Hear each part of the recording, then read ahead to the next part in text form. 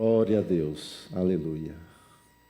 Meus queridos e amados irmãos, que a graça e a paz de nosso Deus e também do seu Filho amado Jesus Cristo seja com todos vocês. Quero convidá-los para que junto façamos uma oração ao nosso bom Deus, para darmos início à nossa escola bíblica dominical. Aqueles que nos acompanham pelas redes sociais, que a boa mão de Deus também seja sobre a sua vida, a sua casa, a sua família.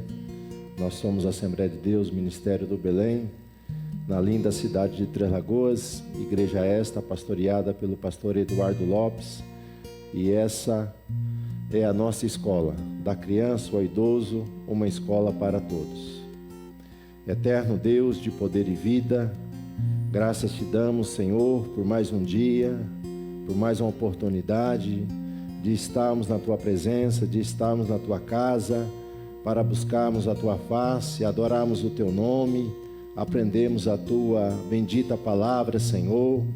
Venha mais uma vez ser conosco, Deus, abençoar, meu Pai, meus irmãos que aqui estão, aqueles que nos acompanharão por essa transmissão, aqueles que algum dia ouvirão, meu Pai, a tua palavra, que possam ser edificados, fortalecidos pelo ensino das Sagradas Escrituras. Deus, continua abençoando, Pai, os nossos professores que estarão ministrando em outras classes, Senhor. Dá-lhe graça, sabedoria, dá-lhe, ó Pai, conhecimento, Senhor, vindo dos céus, para que seja, Pai, transmitido a todos aqueles que comparecem a esta escola para aprenderem a tua palavra, Senhor.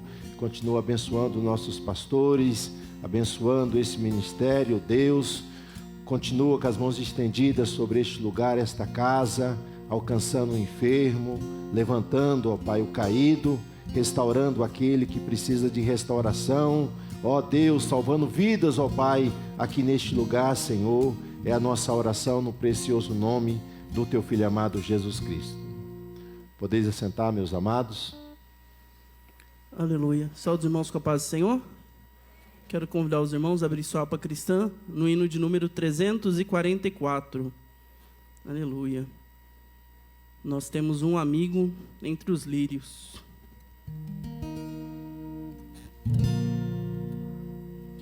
Entre os lírios, no meio dos vales, está um amigo que é caro pra mim. Quero segui-lo, isento dos males, vê-lo nos céus com os anjos, enfim. Meu Salvador Jesus, ó Filho do bom Deus, por tua graça e luz, que veio dos céus, por mim provastes a cruz, por mim morreste, Jesus. Hoje te busco, ó, vem revelar-te a tua luz. Onde está meu Jesus? Com teu rebanho vem me levar-me para o rio que a vida produz. Meu Salvador Jesus, ó Filho do bom Deus, graça por tua luz, que veio dos céus, por mim provastes a cruz, por mim morreste, Jesus. Ouve-me agora, Jesus muito amado, deixa teu grande amor desfrutar. Não mais me esconda do teu rosto, pois me chamaste pra me libertar. Meu Salvador Jesus, ó Filho do bom Deus, graça por tua luz, que veio dos céus, por mim provastes a cruz,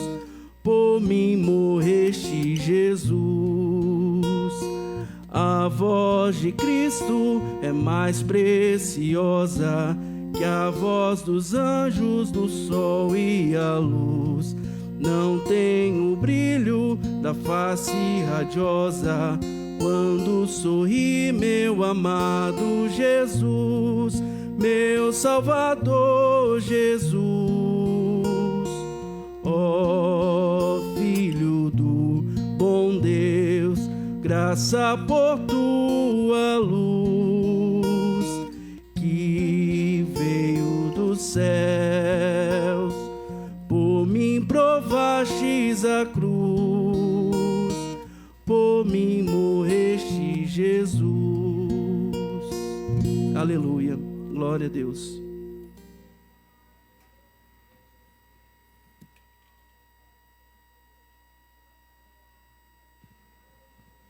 Saúde, irmãos, com a paz do Senhor Jesus. Irmãos, agora chegou um momento que também é um momento importante e de adoração também, que é nós contribuirmos com as nossas ofertas, nossos dízimos na casa do Senhor Jesus. Queria que os irmãos colocassem de pé para que nós dirigíssemos uma oração a Deus. Senhor Deus de misericórdia, Deus de poder, nós entramos na Tua presença na condição de servo e pedimos que o Senhor venha abençoar este momento de adoração e contribuição ao Teu reino. Que as Tuas misericórdias abençoe, Senhor, cada ofertante, cada dizimista neste momento. Em nome de Jesus Cristo nós te pedimos e te agradecemos. Amém.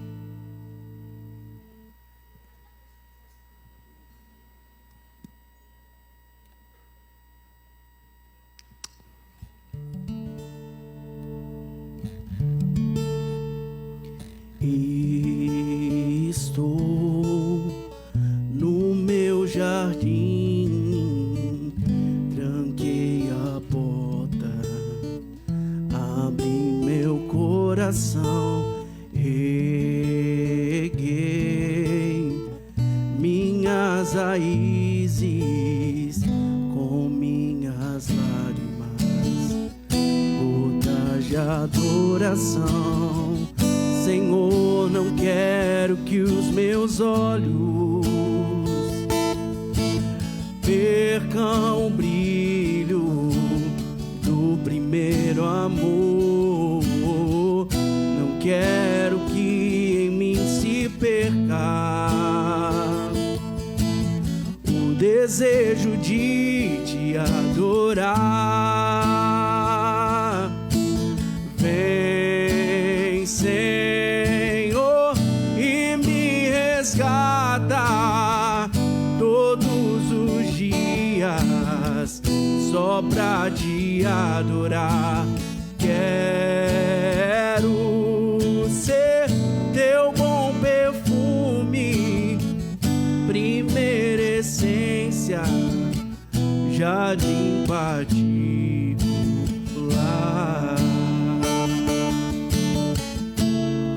Aleluia, Jesus. Que essa seja a nossa oração nessa manhã.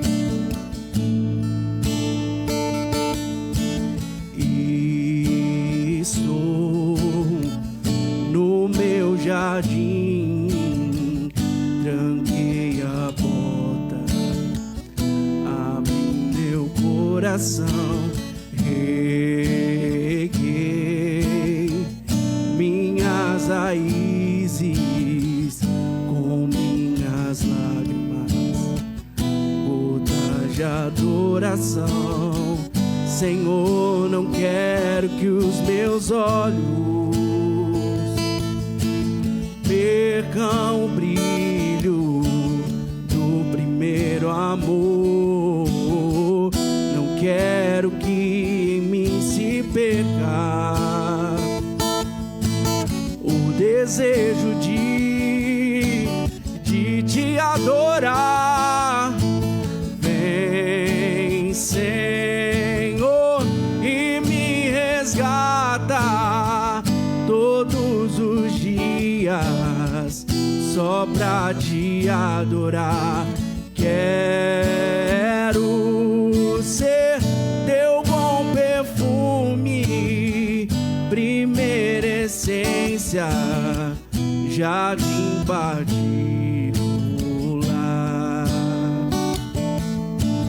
Te adoro,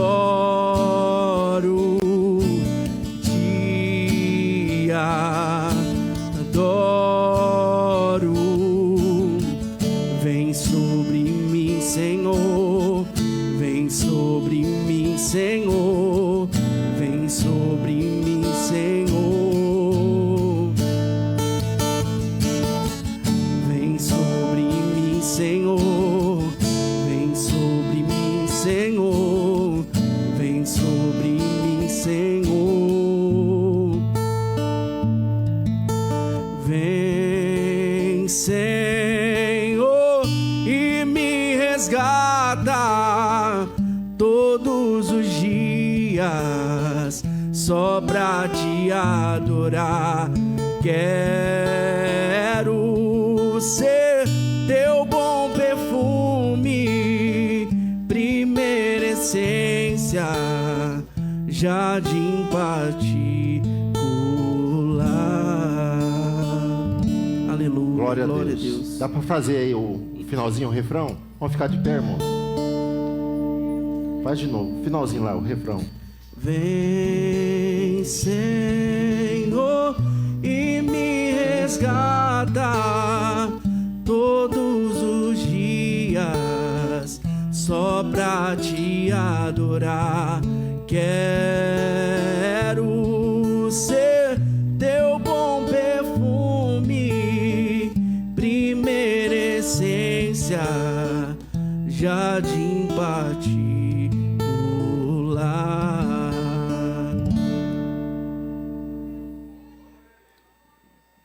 Meus queridos irmãos, nós vamos separar as classes para o ensino dominical.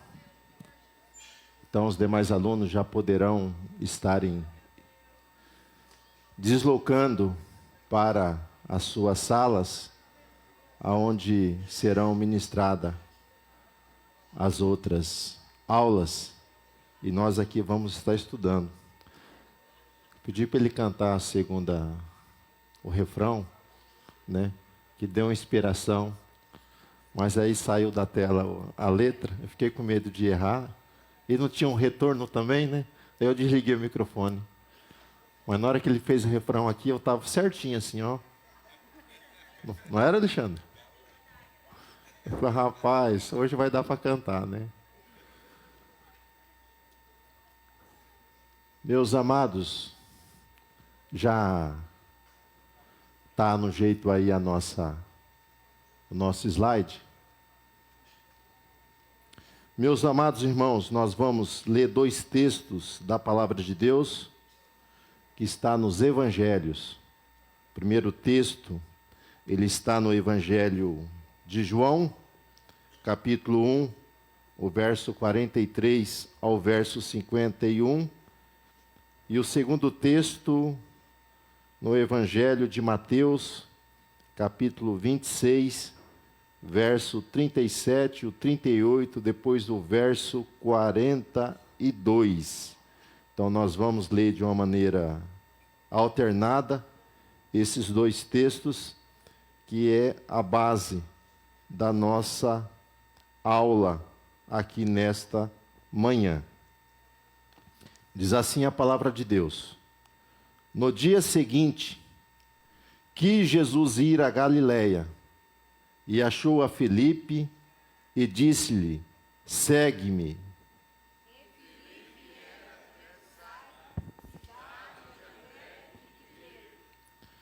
Filipe achou Natanael, e disse-lhe: havemos achado aquele de quem Moisés escreveu na lei e de quem escreveram os profetas, Jesus de Nazaré, filho de Davi.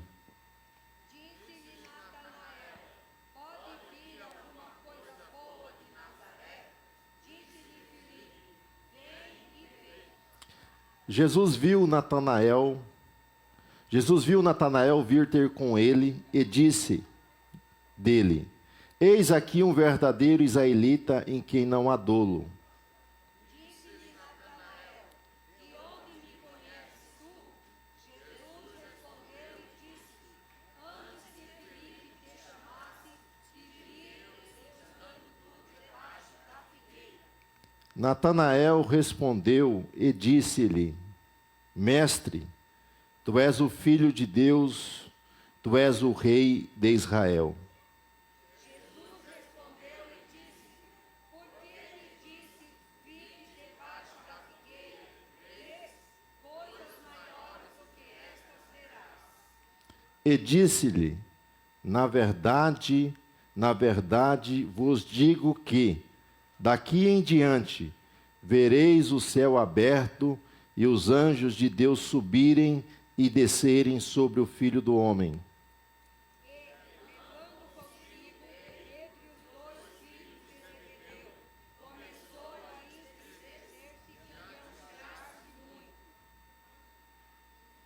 Então lhes disse: a minha alma está cheia de tristeza até a morte. Ficai aqui e vigiai comigo. Orou, dizendo: meu pai, se este cálice não pode passar de mim, sem eu o beber, faça-se a tua vontade. Amém. Glória a Deus. Louvado seja Deus pela sua palavra. Podeis assentar, meus amados irmãos. Hoje nós vamos estar estudando sobre Jesus viveu a experiência humana. Então era necessário que ele se fizesse gente e vivesse a experiência humana na sua totalidade. Como diz o escritor aos Hebreus, nós temos junto ao Pai um sumo sacerdote que se compadece o quê? Das nossas falhas, das nossas limitações, que conhece perfeitamente o homem. Então era necessário que ele se fizesse homem, se fizesse gente, se identificasse como um de nós, para poder compadecer verdadeiramente, ter a compaixão de nossas almas. Então, a aula de hoje é mais uma defesa da pessoa bendita de Jesus. Nós estamos já na 4ª aula, tratando de algumas heresias que surgiram durante a caminhada da igreja. Alguns termos até mesmo estranhos, né? Nestoriano, morfomismo, arianismo. Então são pessoas que eles criaram alguns ensinos, e esses ensinos foram levados a um concílio e foi refutado esses ensinos relacionados à pessoa de Jesus, sobre a cristologia. Então nós estudamos que Jesus é Deus, uma lição. A outra, que Jesus é igual ao Pai, ele também é divino. Depois estudamos, na aula passada, que Jesus, sendo homem, ele tinha duas naturezas, numa mesma pessoa. Ele era 100% homem, mas ele era 100% Deus.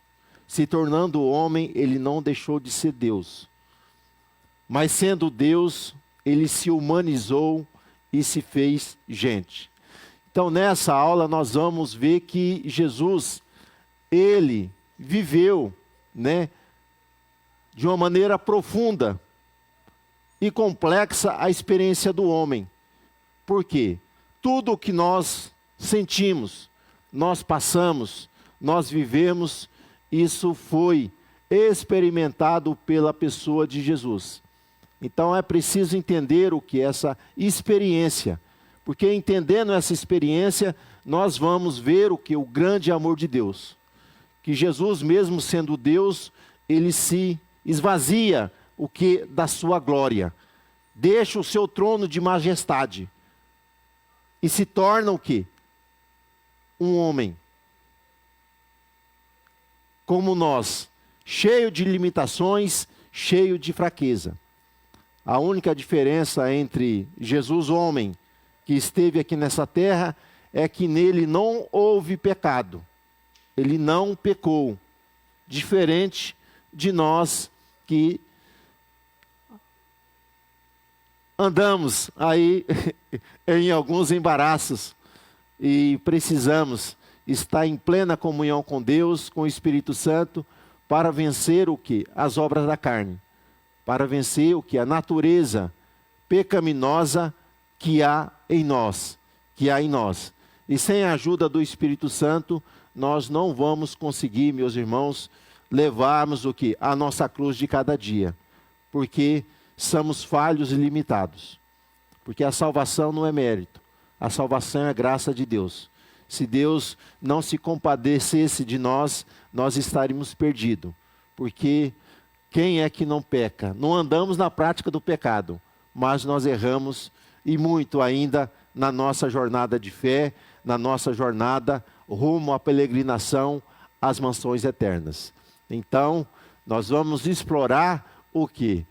A jornada de Jesus como homem no seu ministério de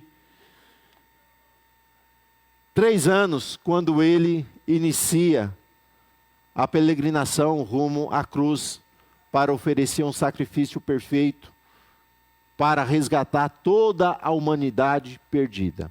Vamos ao primeiro texto? Então, o primeiro texto, nós vamos entender aqui, meus irmãos, que durante o ministério terreno de Jesus, ele passou por alguns embates com vários grupos religiosos ali daquela época. E não é diferente de nós. Nós temos muitos embates na nossa caminhada, né? Podemos dizer que os nossos embates começam até mesmo, né, embora não seja um embate que vai a trazer prejuízo, mas até mesmo na convivência familiar. Nós vamos ver que na criação dos filhos, no relacionamento conjugal, nós vamos ver que conviver com o diferente requer algumas renúncias, requer o quê? Alguns cuidados, até mesmo no falar, no relacionar, para que não venhamos entrar em uma briga, em um conflito. Nós vamos ver que até mesmo dentro do lar, não deveria ter, mas quem tem muitos filhos, né, acaba tendo os filhos favoritos, que não deveria ocorrer isso na vida do casal, mas o pai e a mãe se identificam com o diferente, isso acaba acontecendo, e não deveria ser assim, mas é. Mas isso ocorre algumas vezes. Então Jesus teve 12 apóstolos, e nós vamos ver que 3 eram mais chegados. E o mais chegado ainda era João. É aquele que botava a cabeça no peito de Jesus e conversava com ele ali mais íntimo, tinha mais intimidade. Pedro era aquele mais afoito. Sempre era mais questionador, gostava de estar falando. Então nós vamos ver que Jesus, e também ele passa por essa experiência humana. E nesses debates, meus irmãos, nós vamos ver que nos dias de Jesus havia vários grupos, né, religiosos ou até mesmo políticos nos seus dias, e Jesus conviveu com eles. E nesse convívio nós vamos ver que houve o quê? Os embates. E nós vamos ter embate na nossa caminhada. Só que Pedro diz que nós temos que estar preparado para responder com mansidão àqueles que nos questionam a razão da nossa esperança. Então, os embates nós vamos ter, mas nós temos que aprender que nós temos que ser manso. E isso não é fácil, sabe por quê? Mansidão não é um fruto que o homem possui. Porque Jesus disse: aprendei de mim que sou manso e humilde.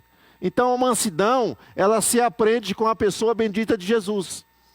Então Jesus realmente foi manso, manso e humilde. E mansidão é um fruto do Espírito. E nós temos que aprender com Jesus como é que deve ser o quê? O trato nesses embates. E nós vamos ver que Jesus estava preparado para responder. E ele respondeu todos os questionamentos. Porque algumas vezes, sabe por que as pessoas gritam? Querem falar mais alta do que a outra? Porque querem estar com a razão. Por que a pessoa grita? Porque ele quer ser ouvido. Porque algumas vezes ele acha que ele não é ouvido. Então ele vai aumentar o que? A sua tonalidade. É claro que essa questão de falar um pouco mais alto, ela acaba virando também um pouco complexa, porque a gente não pode individualizar cada caso.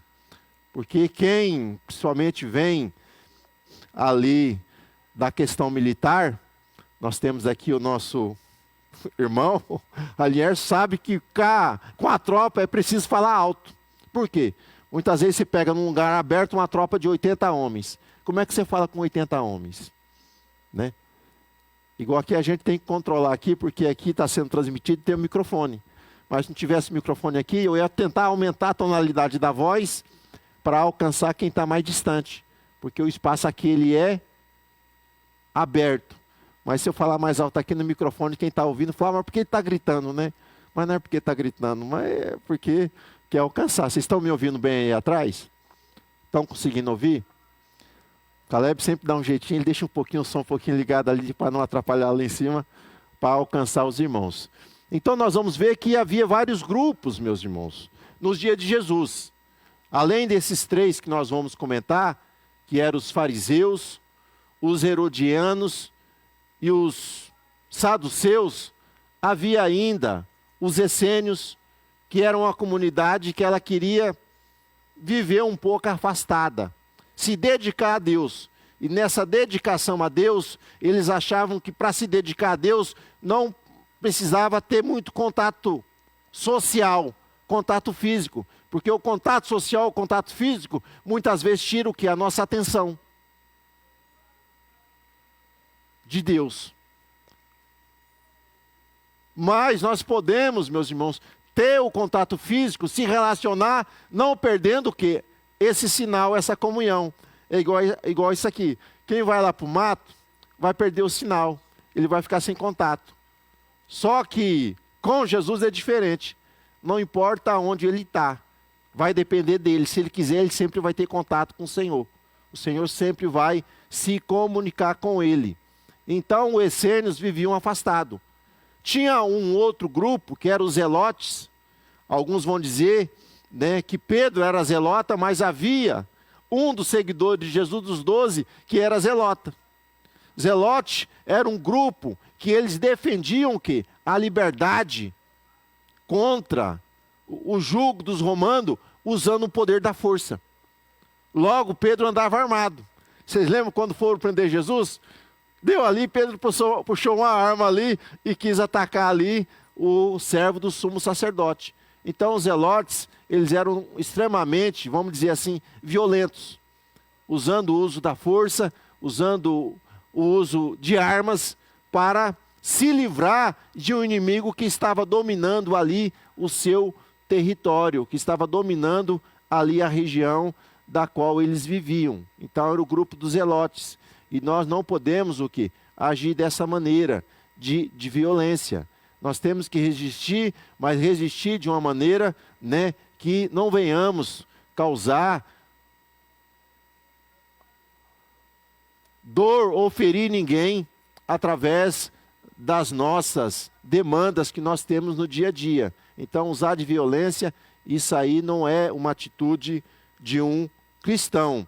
Além desses 2 grupos, nós vamos ter esses 3 grupos. Aqui com o nosso comentador, ele comenta. Então os fariseus, eles eram um grupo que eles se consideravam os verdadeiros separados para Deus. Porque fariseus, na verdade, é aqueles que são separados. Então eles separaram o quê? Para viver uma vida de volta ao Senhor. Só que o grande erro dos fariseus foi que eles viviam uma vida mais centrada em tradições de homens do que mesmo nas Sagradas Escrituras. Eles pegavam muitos dos textos ao pé da letra e esqueciam que a essência. Eles não usavam o que de misericórdia. Eles não usavam o que de compaixão para com outras pessoas. Eles eram totalmente legalistas. Se não for dessa maneira aqui, não vai, vamos dizer assim, para o céu. Se não agir dessa maneira, é claro que nós temos regras de conduta, nós temos algumas doutrinas que é colocada dentro de denominações, chamada doutrina da igreja. Cada igreja tem um estilo de doutrina, Assembleia de Deus tem um, Batista tem uma, alguns vão dizer que não tem, mas eles têm as suas regras. Nós vamos ver que Cristã do Brasil tem uma doutrina ali e muitos outros grupos têm o quê? Doutrina, como é que deve se comportar o quê? Os membros da sua igreja, como é que deve vestir, como é que deve proceder. Isso é bom, meus irmãos, essa questão de moralidade, de costume, porque os bons costumes são bons e servem para muitas coisas. É claro que tem algumas coisas que são exageros, né? Mas mesmo assim, a pessoa, ele tem que servir a Deus aonde ele se identifica, onde ele se sente bem. Não adianta vir servir a Deus em outro lugar lá, e aquele lugar as pessoas têm um costume, as pessoas ali têm uma questão cultural, e ele querer ficar lá no meio agora, criando intriga, criando atrito ali contra aquelas pessoas, se você quer um costume que ali já tinha, ele quer mudar aquilo à força. Isso não pode, isso não deve, né? Porque hoje, graças a Deus, existe muitas denominações onde a pessoa pode se encaixar e adorar a Deus em espírito e em verdade, sem entrar nessa briga, né? Nesse atrito, né? Apesar que alguns vão dizer que algum aceita, mas tem alguns lugares aí, né? Vamos só usar um exemplo, tem uma comunidade que só pode vestir de branco. Então deixa ele com esse costume para lá e deixa o nosso com o costume para aqui.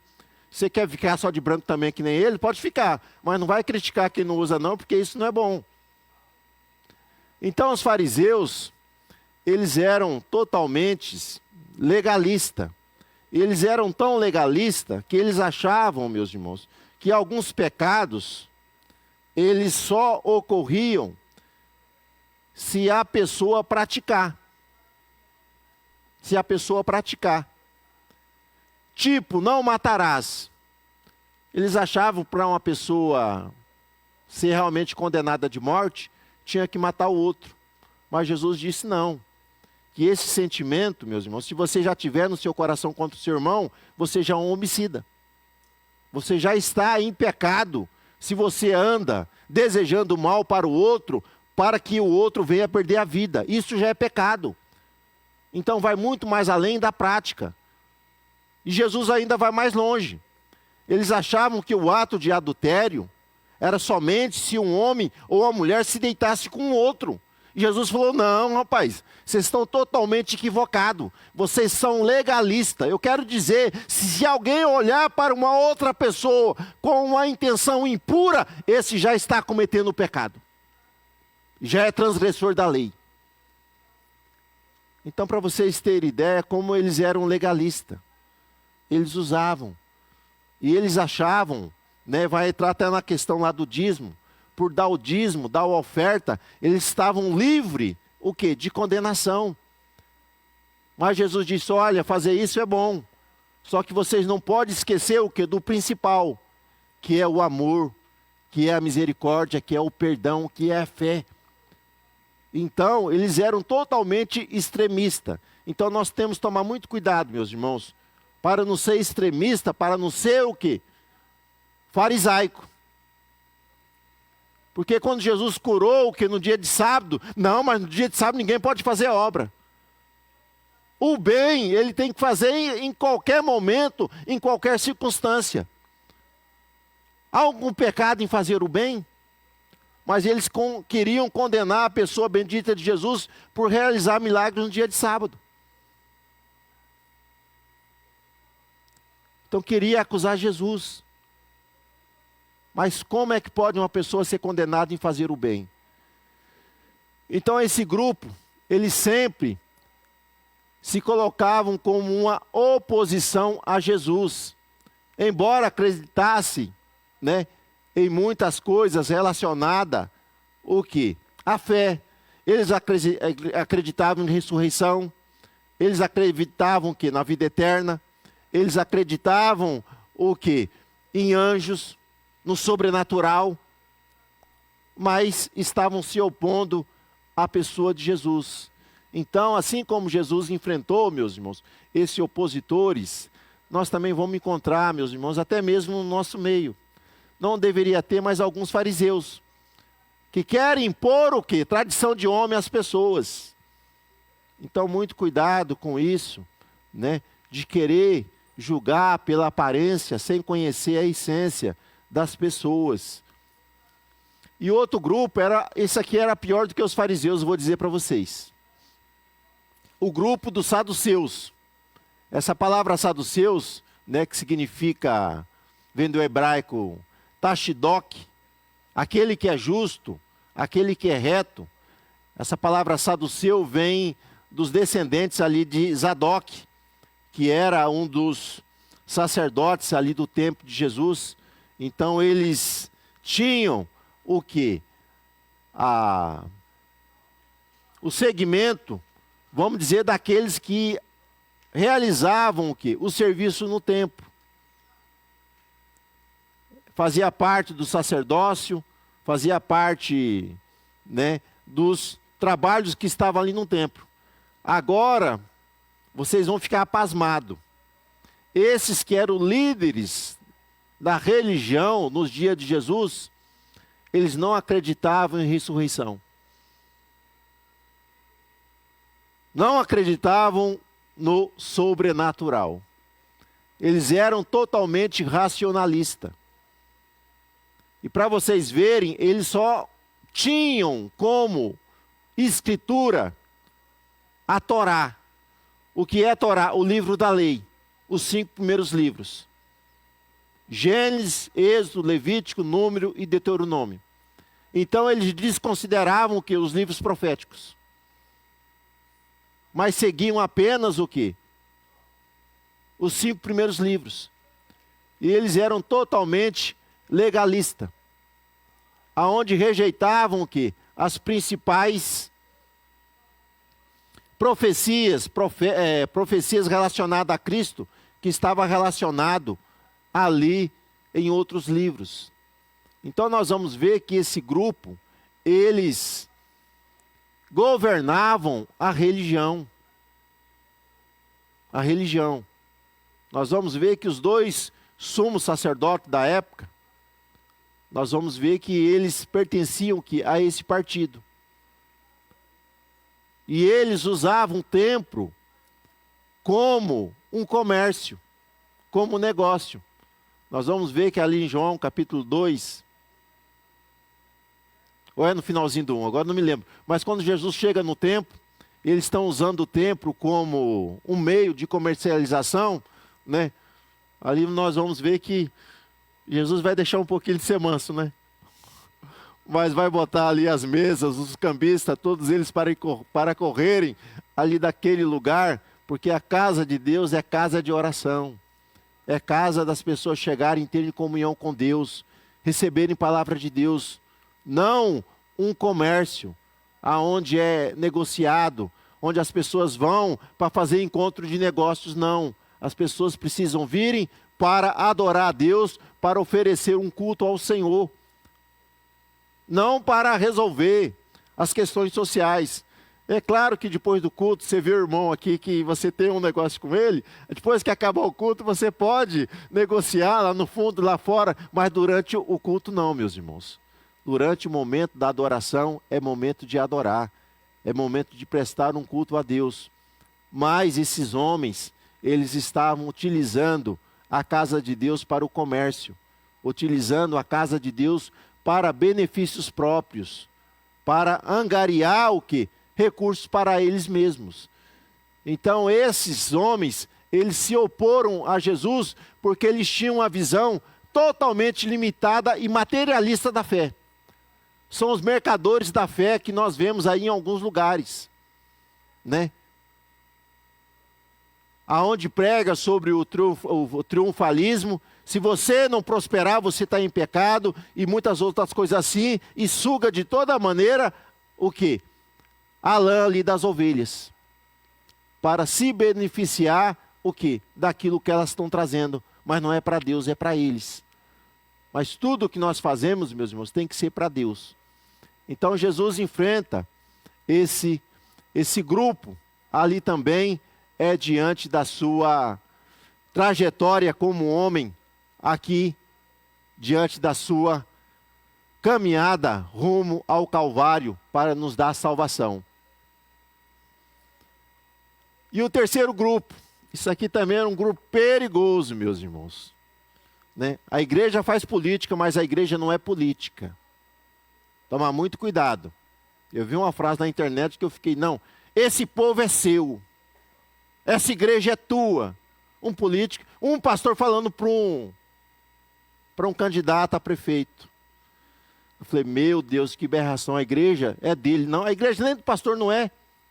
A igreja é de Jesus. A igreja tem um dono. E quem querer colocar como dono contra ela, está se levantando contra a pessoa de Jesus.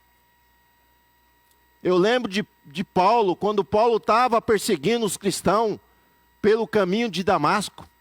Paulo achava que estava perseguindo um grupinho de pessoas, estava perseguindo o quê? Uma comunidade. Mas do meio do caminho ele encontra com Jesus. E aí ele cai do cavalo, cai da mula, cai do jumento, não sei no que ele estava montado, mas ele cai.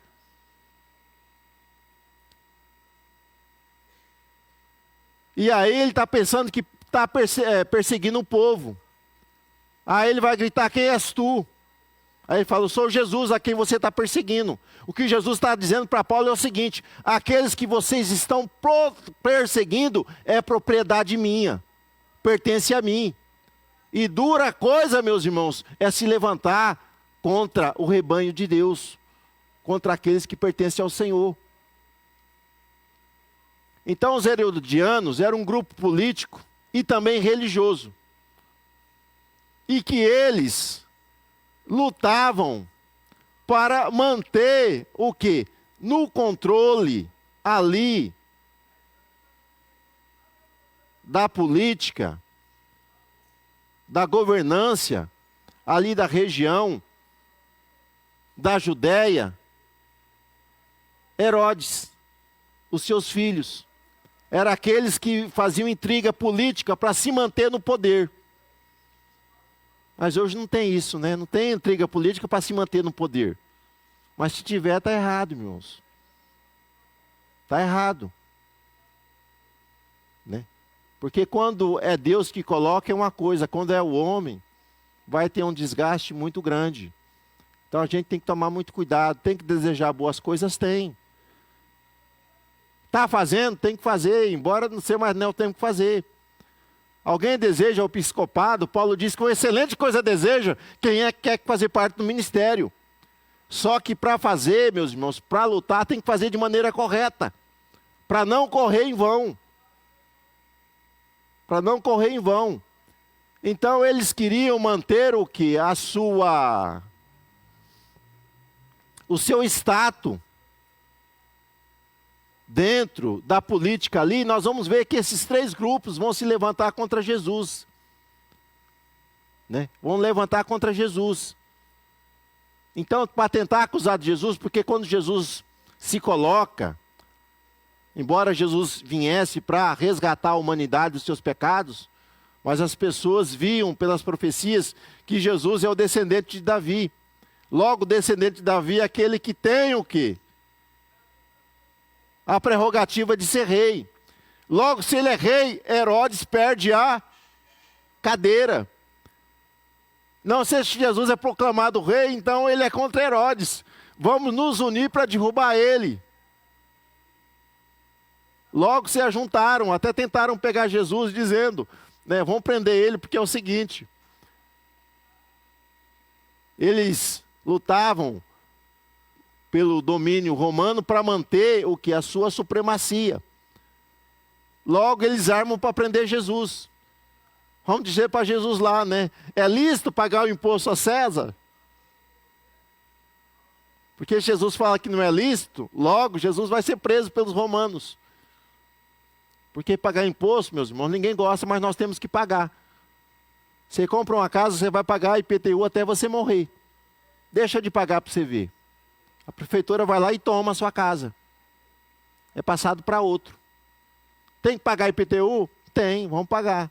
Tem que pagar IPVA? Tem, vamos pagar. Tem que pagar licenciamento de carro? Tem, vamos pagar. Você que não paga para você ver, não. Você para no blitz, você vai ser preso, vai perder o seu veículo. Infelizmente, meus irmãos, ou felizmente, né, há os impostos a serem pagos e a gente tem que pagar, porque dai o que é a César, o que é de César. Dá a Deus o que é de Deus. O que é de Deus nós vamos trazer aqui, que é as nossas ofertas, os nossos dízimos, né? Isso aí nós vamos estar voluntariamente trazendo à casa do Senhor. Mas aquilo que é pertencente ao Estado, nós temos obrigação de cumprir, porque nós somos cidadãos dos céus, mas nós não deixamos de ser cidadão da terra. Então nós temos direitos e deveres a serem cumpridos diante da nossa cidadania. E Jesus disse, olha, dai a César o que é de César. É tão maravilhoso que na hora de pagar o imposto, Pedro não tinha, mas Jesus fala, olha Pedro, vai pescar. Eu vou ordenar um peixe que traga o quê? O valor do nosso imposto, para que você pague o teu e pague o meu também. Então, o que Jesus está dizendo, meus irmãos, que nós temos que ir trabalhar para pagar essas coisas e cumprir a nossa obrigação, né? A nossa cidadania, como cidadãos dos municípios aqui de Três Lagoas, do estado do Mato Grosso do Sul. E se tiver que pagar imposto de renda, vai pagar o imposto de renda, né? Quem é funcionário não tem jeito, que é descontado já na fonte, né? Você já recebe a paulada no olerite, você não tem nem como fugir, né? Mas graças a Deus, né? Porque senão lá a gente até podia querer, né? Na hora que vir, mas a gente já desconta, meus irmãos, já no ato. Então esses grupos, meus irmãos, se levantaram contra a pessoa de Jesus. E Jesus vai revelar a eles o que é as verdades das Escrituras. Vai dizer, examinai as Escrituras, porque elas o quê? Falam a respeito de mim. Então Jesus nos revela para qualquer religioso que a verdade ela está nesse livro santo. A verdade está nas Escrituras. Não está em uma denominação. A denominação ela tem a verdade, mas se a verdade não é segundo os oráculos de Deus, meus irmãos, vai se tornar um grupo herético. E até mesmo pode virar uma seita, como havia a seita dos saduceus. Eram religiosos, mas se tornou uma seita porque não cria na revelação completa da palavra de Deus. Não cria no mundo espiritual. Há um mundo espiritual. Há um céu, mas também um inferno. Aqueles que não seguirem a Cristo serão lançados num lago de fogo, lá num juízo do tribunal do trono branco. Então há uma realidade espiritual. Embora nós vivemos uma realidade física, mas há uma realidade espiritual em nossa volta. É isso que Paulo vai dizer, que a nossa luta não é contra pessoas, mas sim contra o mundo espiritual que está à nossa volta. Há anjos e há demônios. E nós temos que entender que na nossa caminhada, nós temos que estar armado. Temos que estar em comunhão com Deus para vencer os nossos inimigos, né? E usar as armas de combate, que não é alvo da nossa lição aqui, mas isso aí fica para um outro dia, talvez em uma outra aula. Mas nós vamos ver que Jesus, como homem, ele viveu o quê? O relacionamento dos debates dentro de sociedade. E hoje nós temos debate, né? Temos debate relacionado à palavra de Deus, tem o debate político. Nós temos que tomar muito cuidado hoje com o debate político, porque tanto um grupo como o outro, né, tem aqueles que são extremistas, são totalmente, né, com sangue nos olhos, né, parte para a agressão, parte para a violência, e nós somos, meus irmãos, pacificadores. Somos pacíficos. Temos o que? O nosso ponto de vista, mas precisamos manter o que? A mansidão, né? Seguindo a Jesus como nosso exemplo de vida. Porque Jesus viveu essa experiência humana e se revelou como um homem que seguiu o que? A lei de Deus e reagiu segundo aquilo que está escrito nas Sagradas Escrituras. E nós temos que viver o que? A verdade do Evangelho. O Evangelho é simples. Mas é difícil viver o Evangelho? É. É difícil viver o Evangelho, meus. Não é fácil, não. Se alguém bater na tua face e você dá outra para ele bater de novo, não é fácil, não. Mas Jesus disse, se alguém bater na tua face, você vira e manda bater na outra, mostrando que você não tem mágoa, não tem rancor. Isso é só mesmo para quem tem uma comunhão com Deus tremenda para fazer isso, porque se não tiver, não faz. Se alguém tomar a sua túnica, dá a capa também, deixa eu levar. Chamar para você caminhar 1 milha, caminha 2. Irmão, vamos orar comigo. Tem gente que nem na oração não vai, né? Vamos orar comigo. Chamou para orar com você 1 hora, ora 2 horas com ele. Jesus tomou os discípulos para orar, né? Orou 1 hora, voltou, o Pedro estava dormindo com os demais. Vamos orar mais um pouco, voltou, o Pedro estava dormindo de novo. Pela 3ª vez voltou, o Pedro estava dormindo, irmão. Mas nós não podemos ser assim, estar cochilando. Mas nos relacionar de uma maneira, meus irmãos, íntegra, segundo o Evangelho para com todas as pessoas. É por isso que as nossas orações precisam serem, Senhor, me ajuda a viver o que é a Tua palavra, a viver a Tua verdade, a praticá-la, Senhor. A verdade do Evangelho. Porque entender, saber, todo mundo sabe, irmãos. Mas viver é outra coisa. Mas nós precisamos viver o que é essa verdade. A vida social e religiosa de Jesus. Então Jesus, ele teve o que? Uma vida social intensa. Nós vamos ver que Jesus percorreu toda a região da Galileia, da Judéia, pregando o Evangelho de Cristo. Jesus, ele chama o que? Os seus discípulos, aqueles que se relacionavam dentro de uma comunidade. 4 deles, nós vamos entender que eram pescadores. Eram homens que tinham que relacionamento social. Homens que se comunicavam, conviviam uns com os outros. Tinham um relacionamento comercial ali nas aldeias, nas regiões que ele vivia. Igual o primeiro casamento que Jesus fez, na hora que nós estamos lendo o textuário aqui, né, tem hora que a gente desliga. Lendo o textuário, na hora que chama Natanael. Vocês sabem de onde que era Natanael? Qual que era a origem dele? Natanael era de Caná da Galileia. Na hora que estava lendo, a gente começa a lembrar, né? Começa a trazer à memória algumas coisas. Foi Natanael, né? Estava debaixo da figueira. E o primeiro milagre de Jesus ocorreu no casamento. Porque Jesus se relacionava. Jesus tinha o quê? Afetividade com as pessoas. Então, ele vai nesse casamento porque fora convidado. Se ele fora convidado, é porque ele tinha convívio social. Ninguém convida ninguém para ir numa festa se não tiver uma intimidade. Tem aqueles que vão ou é casado com alguém íntimo, que é da pessoa, porque se for só você sozinho e não tiver, não vão te chamar.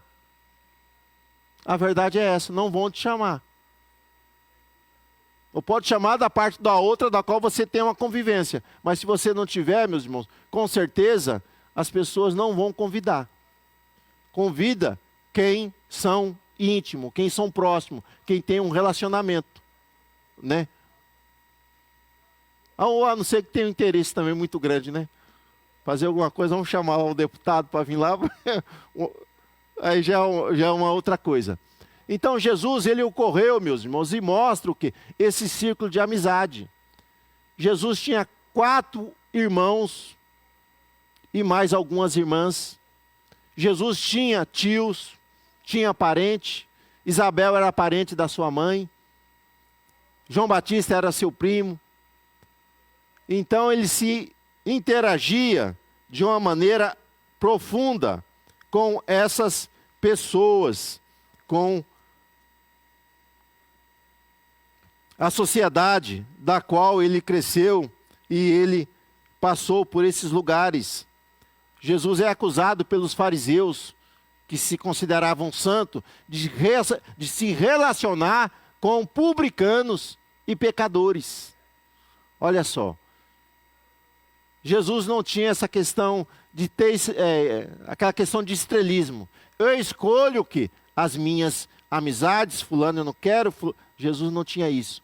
Ele se relacionava com todos, não tinha preconceito, não fazia acepção de pessoas. Ele tinha a empatia para todas as pessoas, ele se relacionava.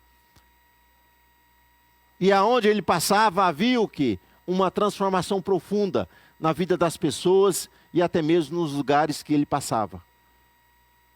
Porque tinha uma comunhão íntima com Deus e isso refletia o que? Na sua experiência com os homens. Experiência com os homens. É o que vai estar escrito na palavra de Deus. Se você diz que ama a Deus, mas não ama o seu irmão, você é mentiroso. E Deus não está em você. Então nós vamos ver que o crente foi chamado para o relacionamento. O relacionamento. É claro que nem todas as pessoas vão gostar da gente. Ou você vai gostar de todos. Mas nós temos que buscar o quê? Um relacionamento amistoso, harmônico. Um relacionamento que seja um relacionamento pacífico com as pessoas. Com as pessoas. Porque a palavra de Deus diz, se depender de vós, se depender de vocês, tenhais a paz com todos os homens. Então tem gente que não vai querer ter paz com você, então que Deus abençoe e que ele fique para lá. Mas se depender de você, é para ter paz com todas as pessoas. Com todas as pessoas. Então, a vida social de Jesus, mais um. Jesus tinha vida, meus irmãos, religiosa. Então Jesus, quando ele nasce, ele foi circuncidado ao 8º dia, conforme a aliança que Deus fez lá com Abraão, que todo judeu macho nascido seria circuncidado ao 8º dia. E depois Jesus foi apresentado ao templo com 40 dias. Por que 40 dias? Porque a mãe dele ia junto. E a mulher, depois que ganhava o filho, ela era considerada impura durante um certo período de tempo. Então ela tinha que ficar reservada, mas ela vai o quê? Até o templo com o filho, para que o filho fosse apresentado ali por Simeão. Depois houve a profecia de Ana sobre a pessoa de Jesus. E com 12 anos de idade, é que o judeu era considerado o filho da lei, né? O filho da lei. Nós vamos ver que Jesus, ele está no templo, ali interrogando que os mestres ali daquela época e também trazendo o que? Ensinamentos ali para aqueles homens que começam a questionar a respeito dele. Então Jesus tinha o que? Essa religiosidade. Foi apresentado, foi levado ao templo, se manifestou ali na sua idade de expressar o que?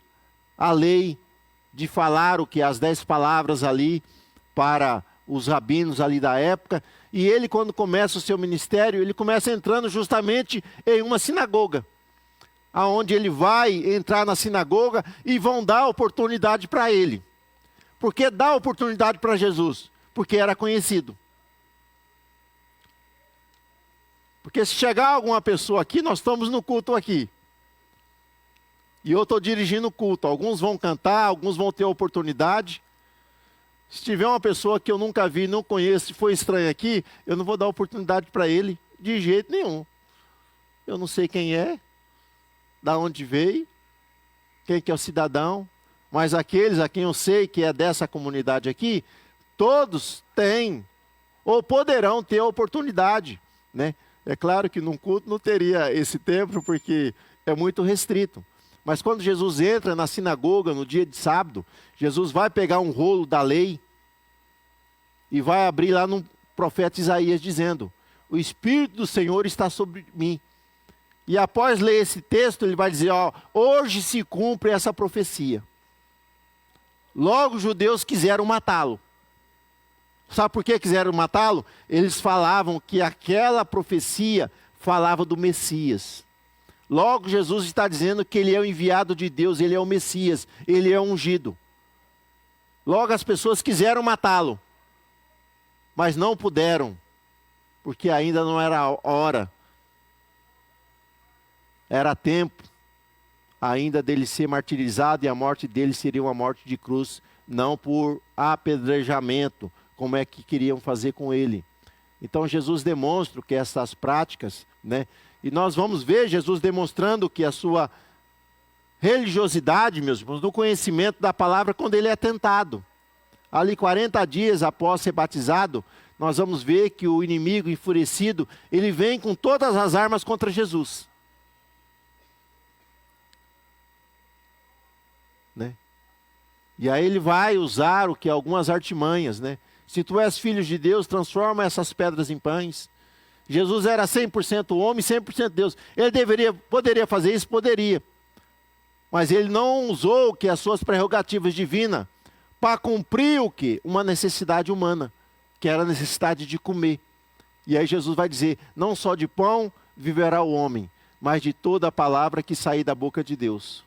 E ele vai vir, vai insistir com as suas investidas, mas nós vamos ver que ele vai até tentar usar o quê? Um trecho da palavra de Deus lá no Salmo 91. Lança-te daqui para baixo, porque está escrito, né, que dará ordem aos teus anjos, ao teu respeito. Né? Então ele seduz Jesus a entrar num caminho. Mas só que o caminho que ele está seduzindo Jesus não é o caminho de Deus. Quem é que está propondo aquilo? É o diabo, é o caminho do diabo, não é o caminho de Deus. Aí Jesus vai responder para isso também, está escrito: não tentarás o Senhor teu Deus.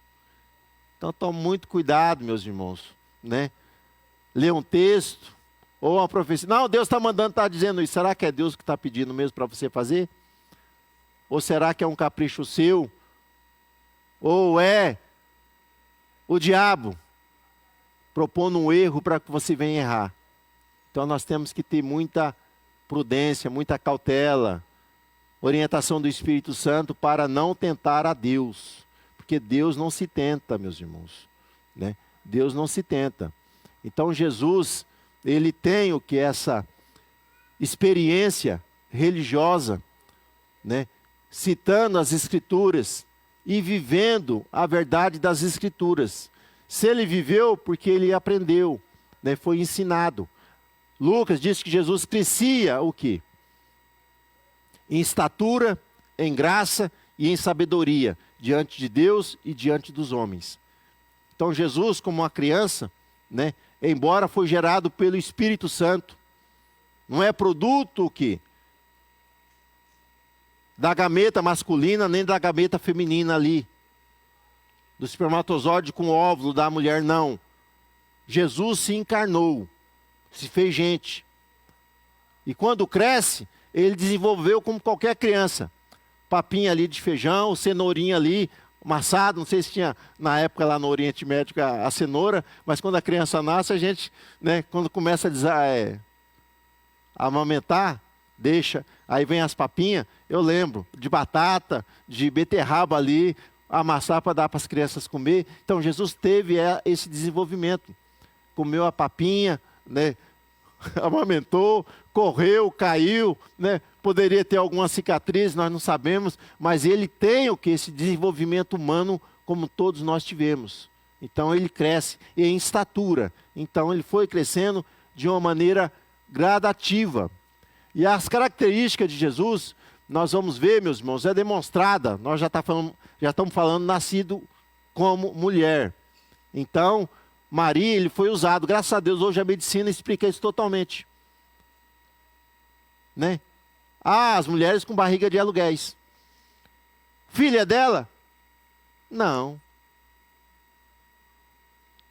É de outra pessoa, mas que foi colocado lá para que fosse gerado, né, para que fosse gerado. Então, Jesus foi gerado pelo Espírito Santo. Embora, né, claro que o Espírito Santo trabalhou ali para que tivesse um cordão umbilical, para que o menino tivesse o quê? O desenvolvimento nesses 9 meses ali no ventre de Maria, para que nascesse ali como humano, Então Jesus, dentro dessa característica humana, ele sentiu emoções, como tristeza, angústia, chorou, né, sentiu cansaço, teve sede, né, dormiu na polpa de um barco, se identificando com todo o que as fragilidades humanas. Quem é que não dorme aqui? Né? Não tem nenhum zumbi aqui não, né? Estou 10 noites sem dormir. Todo mundo dorme, irmãos. Né? Todo mundo se alimenta. Né? Tem as suas necessidades biológicas, vai realizar. E tem as necessidades também, meus irmãos, da alma. Quem é que não gosta de ser amado? Quem é que não gosta de ter o que? Uma convivência, as pessoas te amarem, amar as pessoas, isso é bom, isso é gostoso, né? Isso edifica o que? O nosso ser, saber que nós temos pessoas que nos amam e podemos amar o que outras pessoas, no sentido, né, do amor. A gente tem que ver as 4 facetas do amor, viu? Amor eros é somente para o cônjuge, é o amor ali relacionado entre o homem e a mulher, mas há o amor, né, da amizade, o filia, amar todas as pessoas, né? O amor estorge, o amor dentro da família, o pai para com a filha para com o pai, o filho para com a mãe, há esse amor. Mas há um amor muito maior que Deus quer derramar em nossos corações. É o amor ágape. É o amor que ama o outro sem querer nada em troca. Desinteresseiro. É o amor genuíno, né? Ainda que nos mate, nós vamos amar o outro sobre todas as coisas, né? Amar o outro. É esse amor que é demonstrado por Jesus. Nenhum de nós tinha coisas boas para ser amado, mas Jesus nos amou. E Deus amou de tal maneira, né, que envia Jesus Cristo para morrer ali na cruz do Calvário, para que eu e você tenha vida eterna. Temos vida e vida abundante, né? Então Jesus demonstra todos esses sentimentos humanos relacionados, né? Jesus, como homem, meus irmãos, experimentou a morte física. Seu corpo tombou, caiu, foi sepultado ali na cruz. O espírito do homem, Jesus tinha o espírito do homem? Tinha. Ele é o segundo Adão. Se ele é o segundo Adão, nós vamos entrar isso lá no final. A respeito dessas heresias que surgiram e foi combatido no início da igreja. Lembra que Jesus, quando ele morre, Senhor, nas tuas mãos entrego o meu espírito. Aqui é o espírito humano, do homem. Ele entrega ali na cruz do Calvário. Então, a diferença da sua ressurreição é que alguns, como Lázaro, a filha de Jairo, ressuscitaram num corpo físico e voltaram a morrer. Mas Jesus ressuscitou não mais num corpo físico, mas num corpo glorioso, num corpo incorruptível, da qual nós um dia teremos, quando o Senhor vier buscar a sua igreja. Aqueles que morreram em Cristo vão ressuscitar num corpo glorioso, e os que estiverem vivos serão transformados. Assim como Ele é, nós o veremos. Isso é lá na eternidade. A diferença de Jesus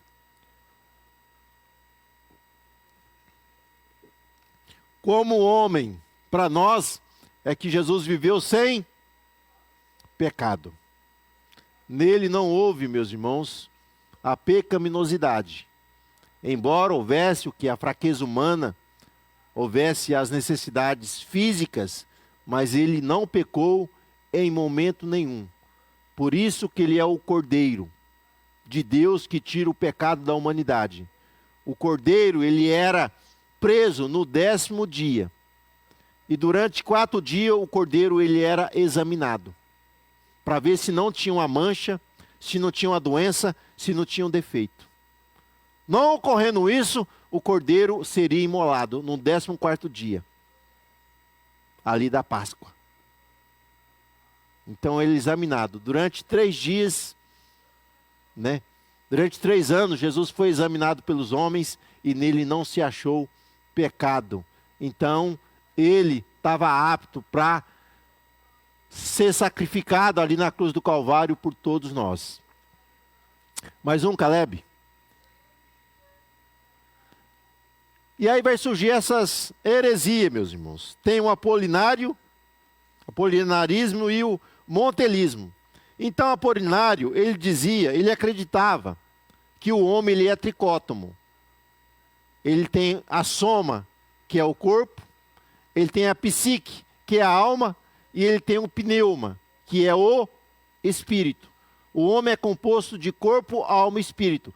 Paulo, escrevendo aos Tessalonicenses, ele diz que nós temos que apresentar a Deus o quê? Espírito, alma e corpo. Logo, o homem, ele é tricótomo. Tem aqueles que defendem a dicotomia, só existe a alma e o corpo, né? Mas nós cremos o que? Na tricotomia.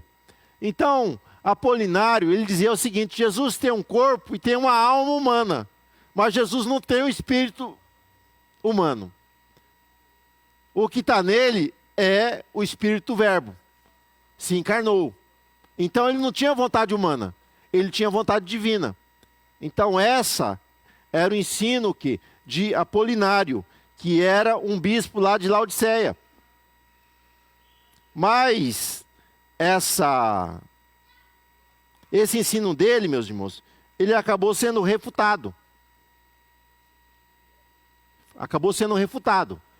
Então esse era o ensino de Apolinário. Jesus tinha um corpo, tinha uma alma, mas não tinha um espírito como o nosso, o espírito humano. Logo, ele não tinha vontade humana, por isso que ele não pecou. Se ele não tinha um espírito humano, então nós vamos ver que ele não poderia oferecer um sacrifício, ele não podia ser o segundo Adão. Porque o primeiro Adão tinha corpo, alma e espírito. Deus soprou nele o espírito de vida e passou a ter o espírito. Não só tinha alma, mas tinha espírito. Se Jesus não tivesse espírito humano, não poderia ser o segundo Adão. O segundo Adão. Depois vai surgir também a outra heresia, que vai surgir com o patriarca Sérgio de Constantinopla. O que dizia Sérgio? Né? Que Jesus, ele não tinha essa vontade e esse desejo que nós temos. Ele só tinha uma vontade, a vontade do Pai. Ele não tinha a vontade do homem, esse desejo de pecar. Felizmente, é a natureza caída. Né? Alguém pisa no seu pé, qual é o desejo de pecar? É xingar o outro. O cara te fecha na rua, assim, ô filho da mãe. Você fala algo, você vê isso aí, não deveria, né? A pessoa te fecha, né? Passa no sinal vermelho, quase você bate ali, você fica, né? E essas bicicletas elétricas, meus irmãos, tem que tomar muito cuidado, né? Este dia eu estou indo trabalhar, né? De repente, do meu lado. Uma senhorinha já de idade, né? Ela devia estar uns 50, não sei se chega a 50, mas passa ali, ó. Aí lá na frente ela vai. Vai lá, vem cá. E eu só andando ali, vendo, né? Você dá uma buzinada dessa veca, aí você passa por cima, né? E aí você fica com dó ali, né? E aí, de repente, passa as motos correndo do lado dela, assim, fala, meu Deus do céu. Deixa eu dar uma segurada para ela ir embora de vez, porque se uma moto bate nela, cai na minha frente, a caminhonete não freia muito rápido. Aí você já... Mas vai ali, ó. Fora aqueles que vêm na contramão, né? Vêm na contramão. Eles acham que é moto também, essas bicicletas, e aí quer andar na pista rápida, né? Andar na pista rápida, né? E aí vai aquele sufoco, né? Esse dia um corre batendo, me vindo na contramão. Ela vem na contramão para virar ali, estou parado ali. Aí você vê que deve ter falado alguma coisa, né? Você fala, meu Deus do céu, né? Mas aí você tem que segurar. É o desejo da carne. O desejo de pecar, né? Mas a gente segura, né? Você segura. Então, Caleb, vai no outro. Isso aí é a resposta. Depois a gente responde. Passa, depois a gente responde. Então a igreja, meus irmãos, vai reagir contra essas heresias. Contra essas heresias. No texto áureo que nós lemos, que vocês pegaram, que está aí na Bíblia, nós vamos entender que Jesus tinha o Espírito, embora nele houvesse o Espírito, não deixou de ser Deus, mas havia o Espírito humano. No texto que nós lemos, Mateus 26, 42, olha só, 38. Então disse, a minha alma está cheia de tristeza até a morte. Ficai aqui comigo. Então Jesus tinha um corpo físico e tinha uma alma. Mas no versículo 42, e indo segunda vez orou dizendo, meu Pai, se esse cálice não pode passar de mim, sem eu beber, faça-se a tua vontade.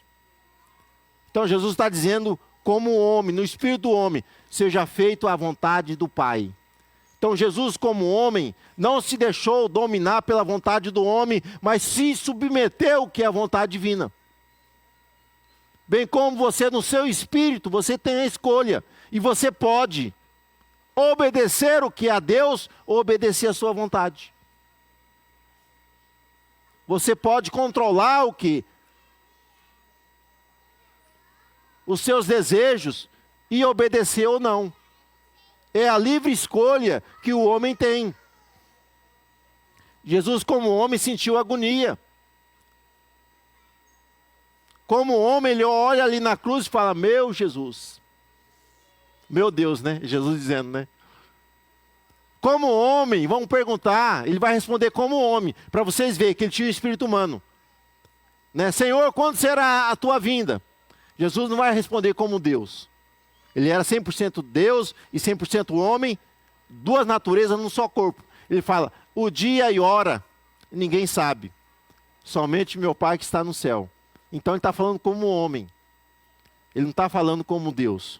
Como Deus ele sabe, mas ele usa a expressão como homem. Né? Como homem. Então Jesus, ele tinha o quê? O espírito do homem nele.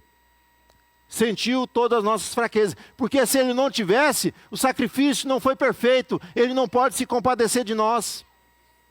Se ele não viveu a experiência humana. Mas Jesus viveu o que? A experiência humana. Era 100% homem. Tinha corpo, alma e espírito. Mas ele também era 100% Deus. Esvaziou da sua glória, da sua majestade. Mas não da sua essência. Jesus continuou sendo Deus.